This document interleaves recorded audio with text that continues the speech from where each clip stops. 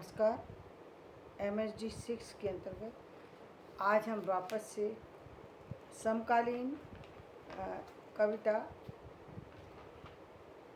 परिदृश्य की विशालता इसी विषय पर चर्चा करेंगे। समकालीन कविता की सभी धाराओं के महत्वपूर्ण काव्य संग्रह इस प्रकार हैं। रघुवीर सहाय, आत्महत्या के विरुद्ध, हंसो हंसो और हंसो, धूमिल संसद से सड़क तक, मलयज जख्म पर धूल, दुष्यंत कुमार, जलते हुए वन का बसंत, अज्ञेय महावृक्ष के नीचे, सागर मुद्रा, शिवमंगल सिंह सुमन, मिट्टी की बारात, ऋतुराज, एक मरण धर्मा और अन्य, लीलाधर जगूड़ी, नाटक जारी है, विनोद कुमार शुक्ल, लगभग, जय हिंद, श्रीकांत वर्मा, जल सागर, मगध, वेणुगोपाल, वे हाथ होते हैं,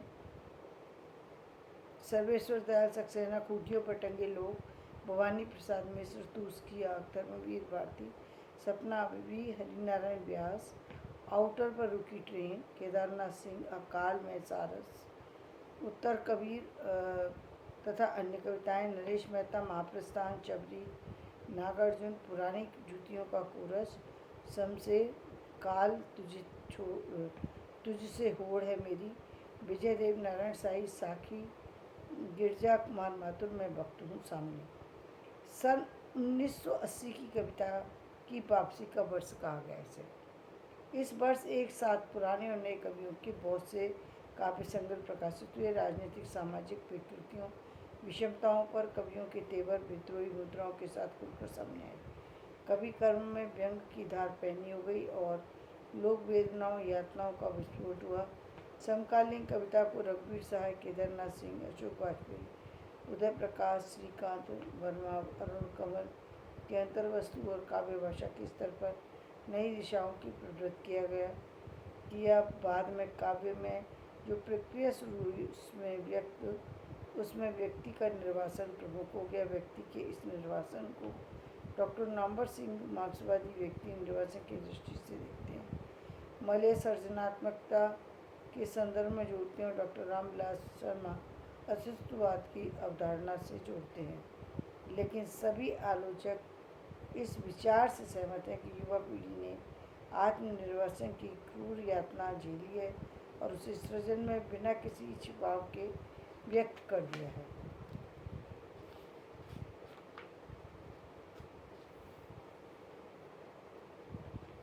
पड़ताल करते हुए मलेज ने कहा, समकालीन जटिल परिवेश का तीव्र एहसास और सृजनात्मक धरातल पर उसकी चुनौती को फलीभूत न कर पाने की स्थिति में ही अक्सर सरलीकरण की प्रवृत्ति पनपती है, जिसका विघटित रूप संवेदना और भाषा दोनों के फार्मूलाबद्ध हो जाने में दिखाई देता है। सरलीकरण एक प्रकार का शॉर्टकट है जो स्नायुविक ऊर्जा की कमी का संकेत देता है। यानी जो सरलीकरण हो गया जो कविताओं का, वो इसलिए हुआ क्योंकि एक तरीके से शॉर्टकट कह सकते हैं।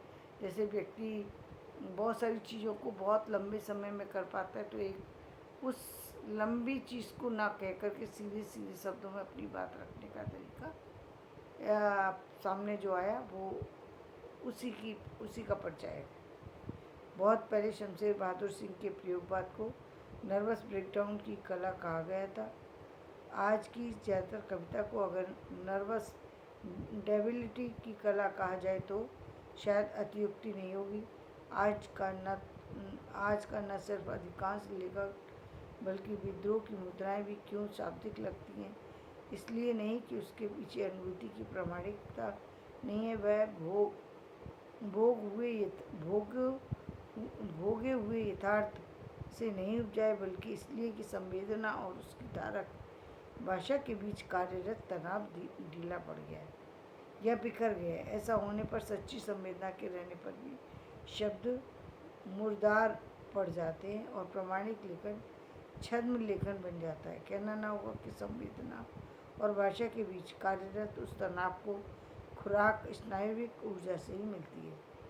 मैंने स्नायुविक ऊर्जा को किसी जीवन मूलक कसौटी के रूप में नहीं कहा, बल्कि सृजनात्मक परिफलन के रूप में ग्रहण किया है। उन्होंने क्या कहा कि सृजनात्मकता की जो ऊर्जा लाने के लिए जो मुख्य बातें हैं जिनको हम भूल गए हैं, तो हम जहाँ तक सरलीकरण की बात करते हैं, सरलीकरण तो ठीक है, लेकिन जब किसी चीज़ में से यदि हम उसकी मूल सिद्धांत को यदि हटा दें तो उसका अस्तित्व धीरे धीरे समाप्त होने लगता है, जिस पर हमें ध्यान देने की ज़रूरत है। यानी कविता के जो मुख्य गुण हैं, जो बहुत सारी चीज़ें, अन्य चीज़ें, ठीक है, सरलीकरण की भी पूरक हो, यानी अविधात्मक विधा को मत मरने दो, लेकिन जो व्यंग्यात्मक रचना की जो सौंदर्य था उसको भी कहीं ना कहीं व्यक्त करने की ज़रूरत है, ताकि लोगों को पता हो कि कविता क्या है, कविता की कला क्या है, कविता मुख्य रूप से क्या है। सरलीकरण ठीक है, शॉर्टकट है, बहुत सारी चीज़ें हर व्यक्ति तक पहुंचाने के लिए ज़रूरी है, लेकिन ये चीज़ भी ज़रूरी है। तो आज हम अपना वीडियो यहीं समाप्त करते हैं, कल हम वापस से नए वीडियो में इससे आगे की चर्चा करेंगे। धन्यवाद। मेरा वीडियो पसंद आए लाइक करें, शेयर करें, सब्सक्राइब